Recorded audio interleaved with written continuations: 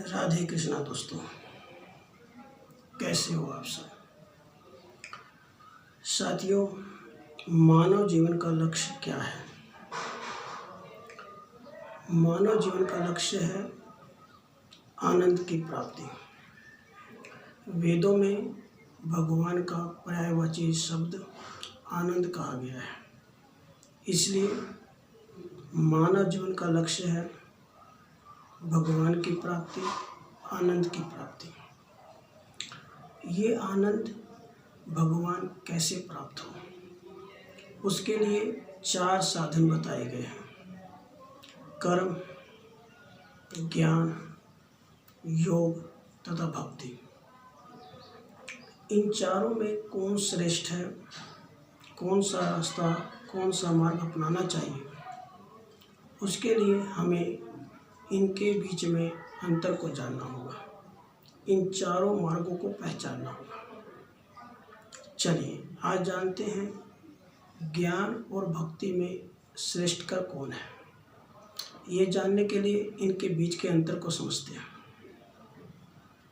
साथियों, ज्ञान एक दीपक के समान है जो अज्ञान रूपी अंधकार को मिटा देता है। लेकिन जैसे दीपक को जलने के लिए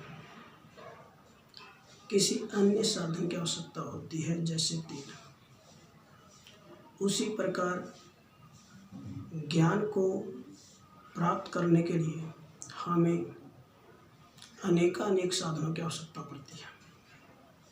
लेकिन भक्ति एक मणि के समान है। जैसे मणि को प्रकाशित होने के लिए किसी की आवश्यकता नहीं पड़ती, वैसे ही दोस्तों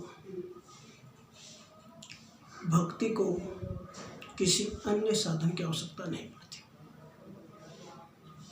दूसरी बात, जब दीपक जलता है तो आंधी या तूफान या हवा तेज चले तो वह दीपक बुझ भी सकता है। उसी प्रकार यदि एक ज्ञानवान इंसान काम, क्रोध, लोभ, मोह, अहंकार से जकड़ा जाता है, या काम, क्रोध, लोभ, मोह, अहंकार का कोई भी आंधी चलता है, तो उस ज्ञानी का ज्ञान रूपी प्रकाश बुझ भी सकता है। लेकिन जो भक्त है उन पर इस आंधी का, तूफान का बिल्कुल प्रभाव नहीं पड़ता। उसी प्रकार जैसे मणि पर आंधी तूफान का कोई प्रकाश, उस प्रकाश पर कोई प्रभाव नहीं पड़ता। साथियों, ज्ञान को पुरुष की संज्ञा दी गई है। पुरुष स्त्री पर मोहित हो सकता है। उसी प्रकार ज्ञान रूपी मानव, ज्ञानवान मानव कभी माया के अधीन हो सकता है। लेकिन भक्ति को स्त्री की संज्ञा दी गई है। स्त्री पर मोहित नहीं होती, इसलिए भक्तिवान कभी माया के बंधन में नहीं फंसता। साथियों, एक महत्वपूर्ण बात ये भी है, ज्ञानवान अपने पुरुषार्थ के बल पर आगे बढ़ता है। इसलिए कई बार अपनी उच्चतम स्थिति पहुंचने के बाद भी ज्ञानियों का क्षय देखा गया है। ज्ञानी नष्ट भी हो सकता है। लेकिन भक्ति और भक्त भगवान के आश्रित होते हैं।